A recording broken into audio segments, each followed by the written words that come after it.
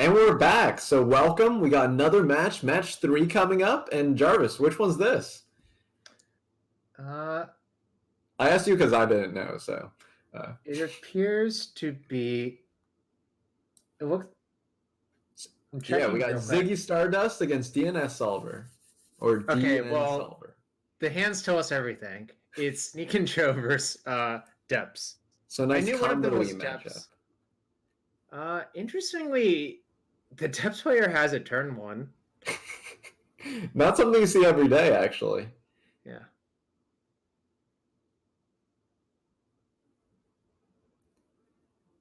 So that's definitely so again, it's open deck list. You definitely keep this hand versus Sneak and Show. There's no question about it. Yeah, but from the Sneak and Show player side, you don't have colored mana, so auto mole there. Yep.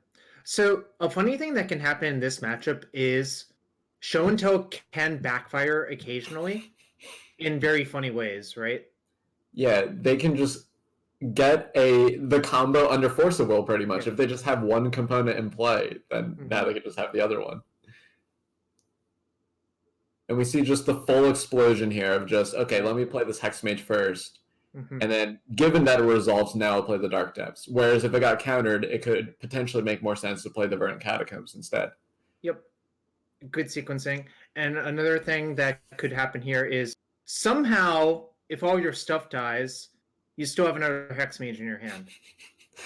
Yeah, I don't think you have to worry about that. I believe the opponent will be in the graveyard before that happens.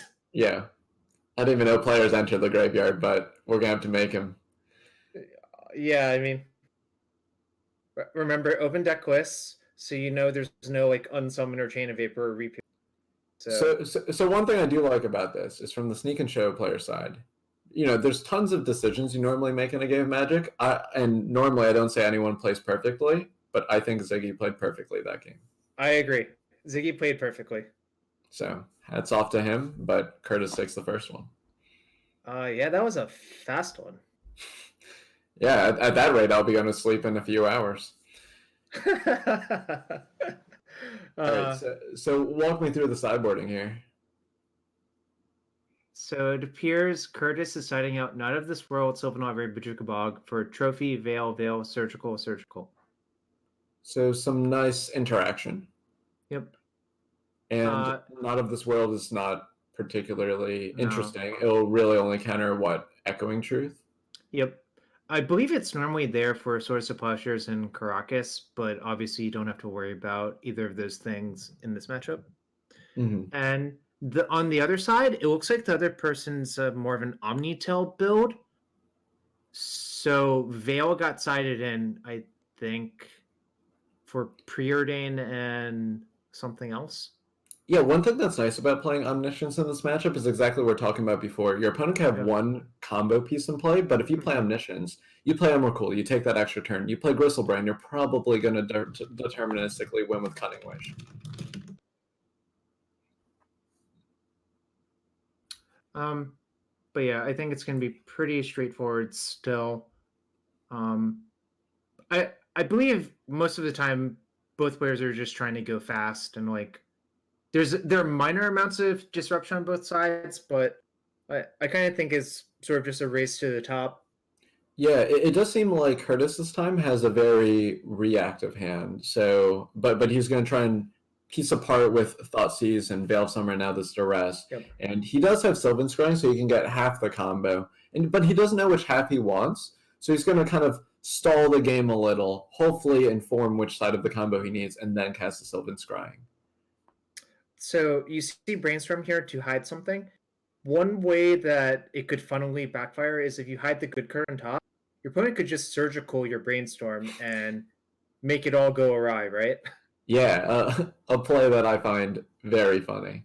And we probably would see it if there was a second Brainstorm, but then Ziggy would have put it back on top of the deck, understanding that that's a line that could happen. So some optimal play there, but not necessarily given all the options.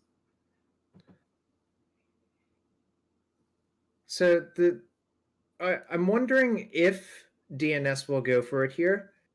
It's sort of a weird position, right? Yeah, If you're gonna do it, you could just like end of draw step on the preordain for the times that preordain was the double card. Yep. But Or no, but then you let them draw the card, so that doesn't make sense. Well, so one thing that this sort of, want to discard them, take their best card, surgical with them plan versus combo normally does is if you get this show and tell with it, it's really backbreaking. And so he knows that his opponent brainstormed and chose to redraw it. So, I mean, the conclusion from my perspective would be it's pretty likely to be a show and tell. So you're saying that the card that was left on top that you're definitely drawing every time is whatever the best card in the hand was. Yes, exactly. The best card would be show and tell. Yep. I guess in theory, another good card could be like Omniscience or the A plus B deck. It could also just be one of the Bs. But I like the conclusion you came to. Yep. So here he's going to get rewarded. And now the question is, when do you surgical and why? And remember, he knows open deck lists, so there might be some things he's thinking about that would affect his timing, right? Yeah, I actually think I would have done it in response to cracking the fetch. I also don't. So I guess he's cracking the fetch because he knows the top card and he wants to impulse to see a card deeper. Yep. But when the fetch is cracked, I think I'm cool with just surgicaling there. But you want a surgical at a time where they can't end up with Force of Will in their hand because this just buys you so much time. Yep. Like Sneak Attack does not work with Omniscience. Like just half the deck doesn't work. So I think Curtis is thinking about, well, what if he impulses into Force and then I somehow lose in a top deck battle? Because his hand is mostly reactive. He's not like he would have to draw either Stage or Hexmage naturally to do his thing, right? Yeah, I don't like the variance this is adding. I think he could have just removed Show and Tell here and been very happy to play Draw Go from there. So actually, the Sneak Attack is a decent draw here. Yep. Because the Show and Tell is getting surgical, right? Yeah. But like he might have chosen Sneak Attack over Force of Will anyway. It's the times where Sneak Attack isn't in the top 4 that you're, and it's Force of Will instead. You're just allowing for this possibility to happen. Right.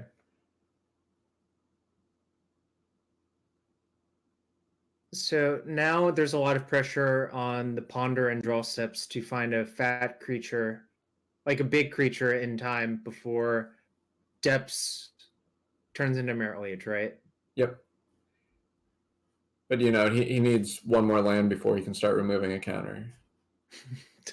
I don't think that's going to get the job done, John. I actually really hope that happens. Oh!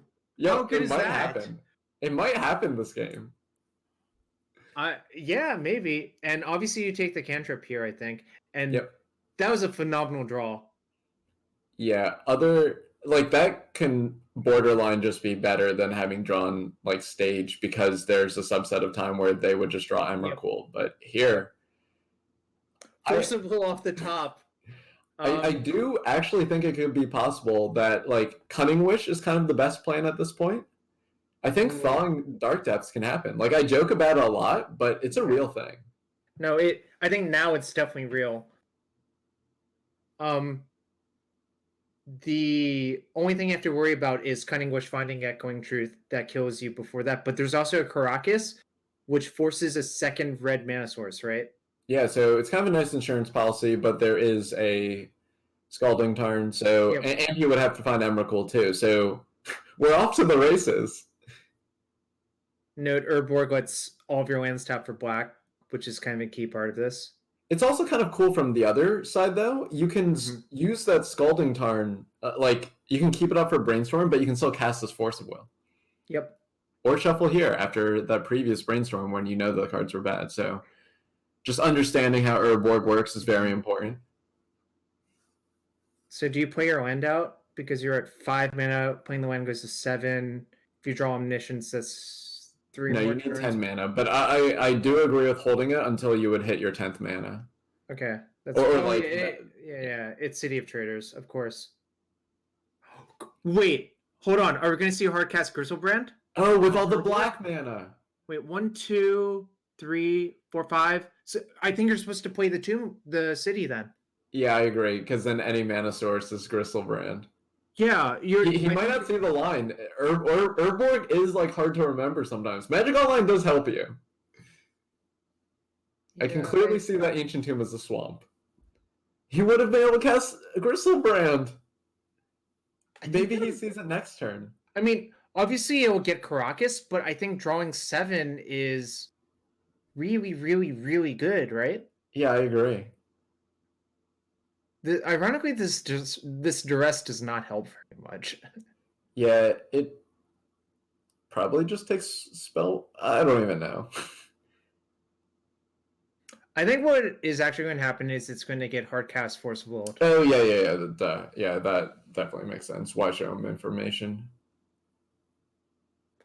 Especially since you have like other Force of Will backup. And the other thing is, even if you get Veiled, it would cost a resource to Veil because looking at the mana situation, right? It would cost a Lotus Petal or a Spirit Guide from hand. Probably the Lotus Petal.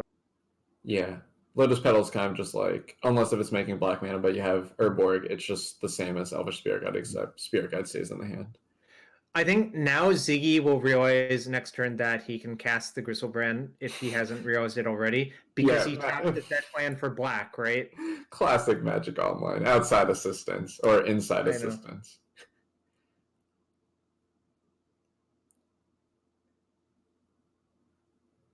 Interesting. Oh wow, he's oh my god, this is so good. Okay, so really taking advantage, like he has the better Force of Will of his own. I'll pitch this Spirit Guide and play this Veil of Summer. So I've always said I just can't. This Veil is the biggest blowout I've seen in a while. I've always said that. I've always said that I can't play with Flusterstorm because I can't set up plays like this. I feel the same way with Veil of Summer. Like, you can do so many creative things because of how the stack works, and we see Curtis just showing it off here. Yeah, that was some quality setup.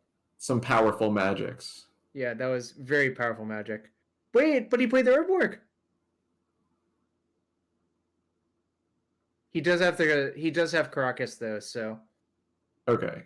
Good thing he has Caracas.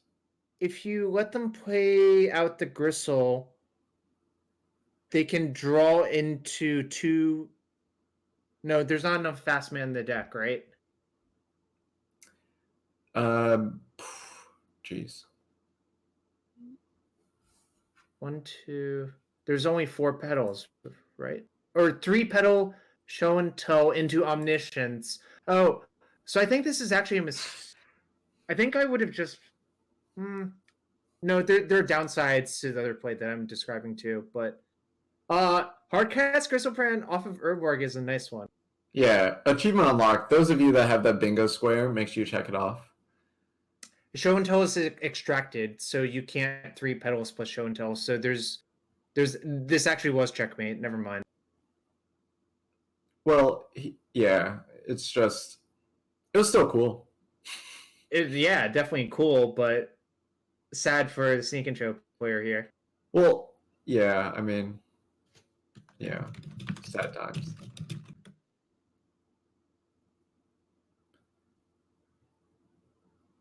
I guess realistically, like, I'm pretty sure he didn't board in the Echoing Truth, but like something could have been like drawing the Echoing Truth and Lotus Petals, like 3 Lotus Petals, and then like being able to Emrakul your opponent. But that was a fast one. Yeah, that was fun. Great job to the Depths player. He certainly knew what was going on and really threaded the needle perfectly, I would say. Yeah, definitely. I think he played well and had the Veil of Summer is definitely one of the biggest blowouts I've seen in a while. So hats off to him for that one. I think we're going to take a commercial break, and Cliffy's going to show up in the booth replacing me. So I'll see you guys later. Yeah, awesome.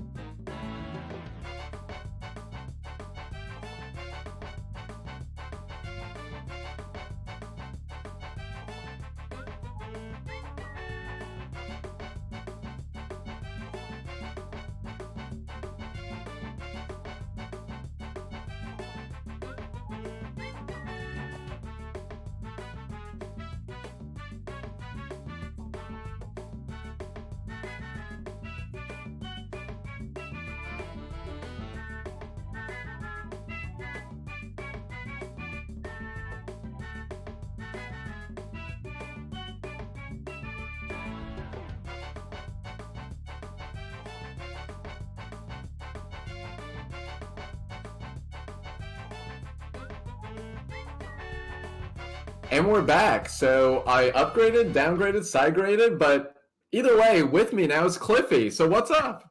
Hey, how's it going? It's going well. So we've had some great matches so far. We saw hard cast of Gristlebrand with the opponent's Urborg. We got some more Urborg action coming up. So what's the matchup? We got Death and Taxes from Phil Gallagher against Tom Hep's Turbo Depths. We're seeing a pretty interesting choice from Tom. Normally, he's known for playing this bug variant with Brainstorm in the main deck, and I think one Stifle. One Stifle, and some blue sideboard cards probably. But we see him revert back to the Turbo build for this event. Yeah. So what do you think about his hand here in the matchup? I mean, we have the combo, we have protection, which seems. I feel these Belcher hands are really what we want in this matchup. Not to mention the relation. I mean, any Petal Dark Depths Hex Mage hand has to be what you want in your non-blue matchups. And this Not of This World is going to provide all the protection that I think he will need, given that we see Phil with this one lander here. Yeah, like the only problem I could see is like you might have better turn 2 depth hands, but it's kind of just weighing like what happens on average and what do I really need to happen on this matchup. And the fact that Tom's on the play, we know that the hands are reversed. We'll try to fix that for you guys, but knowing that Tom's on the play definitely helps with that decision. I think if he was on the draw, we might see a mulligan because maybe there's just too much air, and the times you hit a discard spell matters a lot. Yeah, I think that's pretty big in Death and Taxes versus combo in general. From the Storm side, being on the play versus draw is probably like 30% difference in the games you win or lose in this matchup. Wow. And that's just because you have another turn before Thalia comes. But yeah, so deafening super silence polarized. a lot. Yeah. Mm-hmm.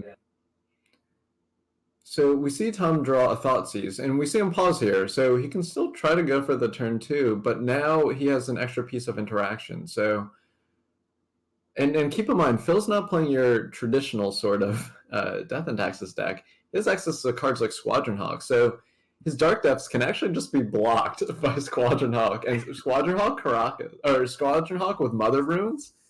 It's the combo. Yeah, knowing open deck list, Thoughtsseizing this initial Squadron Hawk seems like it'll be pretty important. But when you have the Not of This World in your hand, knowing that you can beat a Path to Exile in this list, or a Caracas, or a Caracas activation, that's got to be a pretty big game to go right here. Yeah, but it's not just over given the hands, because Phil needs to draw a land. Absolutely. That's all we need right here. Oh, there we go. We're back. Well, first we need to make sure our Hawks are a little bit bigger for when they need to block with Pro Black. We don't have a better opportunity. Oh, and the second land, so that means Squadron Hawk gets to come down and do all Pro Black nonsense, or he can play Path to Exile. So it'll be interesting. Let's see what choice. Oh, if we go for the Path, we might see the blowout. This is open deck list though, so that could. Yeah. So what's the advantage? Like, how does he lose if he plays Squadron Hawk? I would imagine rotate for Ziggy step is the main out because he can give the Merit Lage pro white. Yeah, so it's kind of just identifying the difference between these scenarios. What I like about playing Squadron Hawk, like there's kind of just a similar amount of each. I think there might be slightly more ways to get Ziggy step. But what I like about this is it starts to develop your board, which is important if you're going to win the game. Absolutely. Oh, wow. Oh. Well, that's an interesting piece because we can stop the Squawks from getting pro black here. Exactly. Well, it will get pro black this turn, but first getting the information, which I definitely agree with. Absolutely. And yeah, if you take the Path to Exile, I don't think it necessarily matters that much. So when you play Needle on Mother Runes here, and then obviously in response, the Hawks can get pro black, but then you're kind of just on this chump block train. So you need to take the Path just in case he draws another white source and another Path. Like you're kind of just hoping to edict your opponent every turn and prevent them from being able to race you back. Absolutely, at least until you can find a second path. And if you don't take the one there, you start to be pretty face up that you have a Not of This World. Mm-hmm. Not to mention just a Caracas off the top could get through a Not of This World in one turn. Yeah, so we're kind of weird. Oh wait, he didn't do it in response. So that means Hawk down. So Yeah, Phil might have just clicked OK a little bit too quickly. Kind of like that timing thing. Once you start naming with the needle, you can't interrupt it. Yeah, Phil might have assumed that it was going to name Wasteland or Caracas because those are the usual two names in this matchup from the depth side. I understand. So just, habit or maybe a quick trigger finger, but it's fine. He's going to try to race with this 2/2 Mother of Ruins. Mom's got to grow up too. Absolutely. Yeah, we might see the path over plow come up in this game if our DNC player has to plow a Merit Lage. 20 life is multiple turns of attacks. Yeah, and we're aware that the graveyards are still swapped around a little, and life totals, but it's fine. We're working on it. We see another Wasteland there. Not the color source you want, but at least you can get down another flyer and attack for 2. Absolutely. We got 9 more turns. Yeah. Maybe we'll even find another force to speed up the clock at some point. I think it'll be really fun if we see another black source and then can just Hex Mage on defense. This is the kind of magic I like. It's what I was talking about earlier. So we kind of had it both ways, right? Like, I know you and Cyrus and Brian, you guys like your combo strategies, but I like combat. And here we got both. Best of both worlds. Yeah. I like when these matchups break down. I like when these kind of matchups break down into like the side plan. I think a lot of combo versus prison, especially these non-glass cannon kind of combo decks that have some sort of a backdoor out, it's really cool to see those plans play and just see how much value you can get from the backdoors. Yeah, it's kind of what I was talking about earlier, where like games of Magic are sloppy. Like you want things to happen, but what's so great about Magic is when these sort of interactions happen. Like the fact that Hexmage blocking could have mattered. But if I'm Phil, yeah, like your opponent doesn't have crop rotation because they would have just killed you. So at some point you just have to be like, all right, I'm gonna go for it. And I agree with this play, even though it's gonna cause them to lose. I mean, all your squawks here are just free rolling redraws, kind of. But the issue is you're redrawing, and the Dark Depths player is just drawing. So they're if they don't have it now, they're just getting closer. And your window that you're really waiting for is so you can find a second white source, so you can go removal into a blocker in case it doesn't work. But the longer you wait, the further you fall behind. Yeah, I like that evaluation. So, what do you think about the sideboards here? It's interesting to see these Elvish Spirit Guides being pulled out because I would imagine more mana seems important in this matchup, at least in from other decks playing against DNT. I tend to value mana pretty highly. Well, it looks like he's favoring interaction, right? So you have Abrupt Decay, and I'm using Cardboard Live to make sure I remember what's in the sideboard originally. So he's bringing the Safekeepers, the Abrupt Decays. Notably, Collector Oof isn't as good if your opponent doesn't play equipment. Yeah. The question is if Aether Vial is enough to value a slot, and it really is like, what is it over the replacement value of a different card? Mm-hmm. Sylvan Safekeeper is big game in this matchup, though. Yeah, it protects itself very well from the Swords and Paths, and then protects Merit Lage very well from the Swords and Paths. So we do see the turn 1 Vial here, and we saw Tom keep this hand. So he does have combo potential in it with the crop rotation, Lotus Petal stage. And then drawing the interaction is very nice there. Yeah, this Inquisition off the top is pretty much the only thing that Negator Sand's missing here. Mm-hmm. And also just having the natural Sojiri step with the Not of This World, it's like if he had that last game, he would have just been able to push lethal. So he just knows that this hand looks kind of wonky at first, but does have great potential. Yeah, these hands are definitely a keep. They both have potential, like you said. It's pretty hard to mulligan a Vile Mother Thalia Wasteland hand in this matchup. Yeah. We see this Ancient Tomb getting some great use here, too. Yeah, so definitely a different spin that Phil has on this list. And I do like the innovation here of choosing cards like Vryn Wingmare and Ancient Tomb. still staying true to the Death and Taxes sort of thing, but making the adaptations he needs for the Legacy Double Dash metagame. Yeah, the open and as well as equally balanced metagame of 2 decks of each what's the term? Archetype? You have 2 decks of each archetype, so you don't have the normal bell curve that you see in the format of popular deck versus tier 2, tier 3. Yeah, and it's great that like he didn't have to worry about like say as many Death and Taxes mirrors, so he doesn't need Memory Gusari too. Absolutely. But doesn't need equipment at all apparently. And finding a Pithing Needle, so that's wow. Yeah, with the face-up stage. But in response to Pithing Needle, if you think they're going to name stage, you can copy something else, but then they would just name that thing. So if you say try to copy planes in response, then they would just Pithing Needle and name planes. So that does allow your future stages to still be live, though. Exactly. So you can cash in this pedal to say I want my other stages to do things, but given that Tom has Hexmage in hand, he might just let this go. Yeah, I wonder if you're looking from the DNT side, if you can read that a little face up as there being. I mean, if he has a stage here, like a second stage in hand, he's obviously going to copy it. Like I feel that's a pretty straightforward play. So I feel you could deduce a Meddling Mage in Negator's hand, or sorry, a Hex Mage in Negator's hand here. Yeah, there's a lot of play to this Pithing Needle resolving, which is kind of interesting because you wouldn't think that at first. But it's like I allow my opponent to do this, but then like what percentage of times is Tom allowed to just run that bluff without the Hex Mage in hand?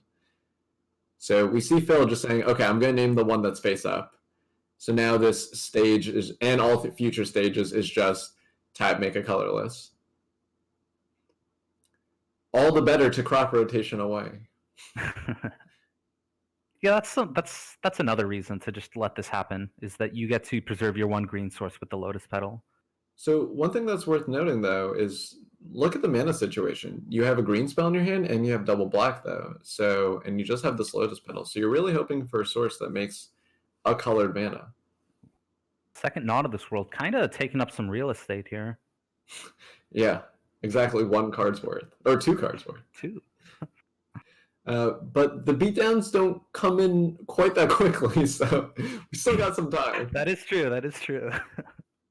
Just wait for that Force of Virtue. I mean, it's funny, though, that obviously Phil's playing for Thalia, but the fact that it's Vrin's Wingmare means that Crocus can't bounce it. But this Thalia can get bounced. Ooh.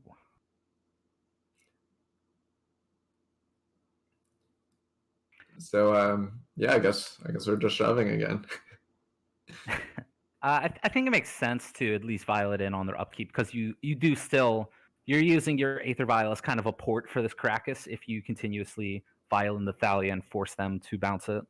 Yeah, definitely heads up play there. I've been seeing a lot of that and doing a lot of that with Luris recently. Oh, really? I haven't heard of this card. Would you be able to describe it to me? I don't know. Let me ask my lawyer. Okay, so we see him casting the Thalia, and I think that's because it can just maybe induce how much mana I could take to Abrupt Decay or interact with other things. I'm not sure, but like you said, it's going to be a force play to just Crocus on the end step, but then he can vial it back down, maybe even right away. That way, he can cause the Crocus to be effectively tapped on the next turn, either to bounce or to pay for the tax. Maybe there's some combat. I don't think there's any combat trick I can see where having the Thalia through combat would matter. Yeah, maybe just having it down so you don't get decayed, so you know your combat step is clean. Okay, so we see the bio here. So you have the color requirements, but now do you have the other mana requirement, just total mana? That's a good point. Well, we do have to fight through this wasteland. The answer, yeah. So it's funny, Not of this World is like the weirdest type of counterspell, right? It works when you already have 2020 in play, but with Wasteland, you just don't have that sort of insurance plan. So we see him running out the Hex Mage. Partially to just deter this Mother Runes from attacking. So yeah, whatever you can do make for him time. Caracas the Thalia, and yeah, you're just attacking for 2 every turn now. It'd be interesting to see here if Phil values running out this Aether Vial or just holding it to represent any sort of interaction. I think just playing the vial's probably fine. You have other lands that you can draw, and then if you get 2 vials down, you can like have your Thalia in even more often. Oh yeah, that could make sense. prevent it, because if they Caracas it, you can respond to the first spell, I suppose. Yeah, I mean, not fantastic. Like we already see here in this turn cycle that like the Thalia's in play with the Vial Lab, so it's kind of the same thing. Ooh, Pithing Needle. That's a pretty big draw. Yeah, great. So we can name Mother. No, I'm just kidding. So, so since you already have the Sejuri Step in your hand, you can play the Pithing Needle, and then like this Wasteland is kind of just doomed. Well, so what this Pithing Needle does too is it makes the D&T player take the first step, because this Wasteland is probably going to be fired off in response, to which case Negator can crop rotation and go for it. Yeah, so we see him bouncing the Thalia, so now he has 4 mana in play to play 2/1, so that's exactly lining up well. So, and well, it's actually kind of interesting. So if in response to the needle, he vials in the Thalia, let's see if Phil sees it. Because obviously this needle is going to try to name Wasteland, and yeah, so the problem is if you rotate here, the thing is if you rotate. Well, so if he rotates here, no, rotating here is still fine though. Yeah, because you have the Hex Mage in play. Yeah, so we see kind of expert play on both sides. So both of them just understanding how each other's decks work and the interactions and subtleties. So great play by Tom. Yeah, a lot of these plays have very tight windows of when they could be executed. Yeah, literally just on one stack. Like normally you're worried about what phase do I do something. It's just like, when am I doing this? What position in the stack? Yeah, so Phil's going to put in the Thalia. One thing to note, though, is that look at all these taxing effects. Phil, even after 2020 can be made, could still just draw a path effect. But because all right, I can speak.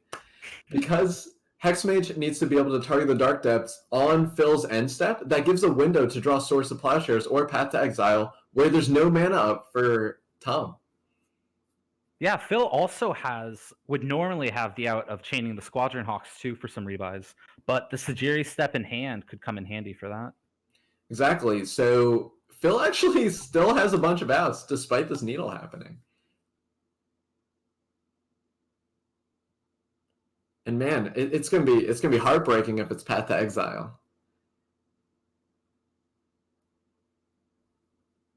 Well, I'm gonna pull up the exact text on Not of This World. Excuse me for not having this memorized. Well, let's see. So the spell costs 7 less. And it costs 7 normally, but it should cost 8 or 9 because of the tax effects in play. So that's right.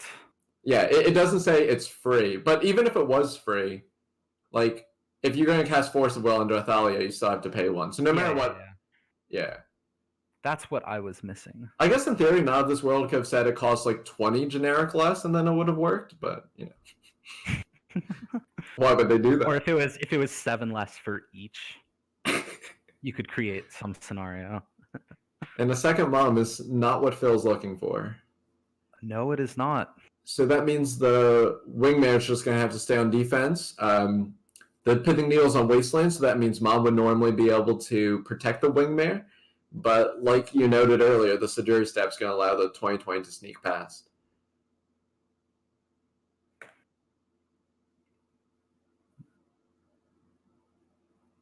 Yeah, I don't think we could... I mean, this Mother could squeak in for 2 damage here because we have a second Mother. You probably want to wait a turn because then we can get... You mean the Thalia? Or sorry, yeah, because of the Mother. Because we drew the second Mother. So what we could set up is this system where We have 2 active moms. One lets the Thalia get in because you grant protection. The second one protects your wingmare. Mm-hmm. And I mean, Thomas at 9. That's 5 attacks. Only 4 if you count an alpha attack at the end. Yeah, but it looks like it's all for naught when Tom chooses to go for it and place a jury step and has a 1 in 5 chance of choosing the right color.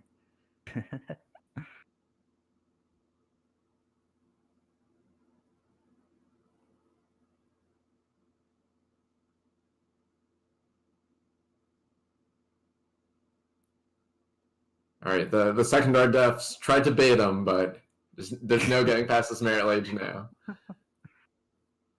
Tried to do all it could. Here I am. All right, so yeah, we see him.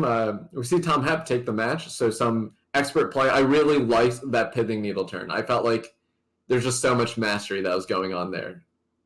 Yeah, that was a.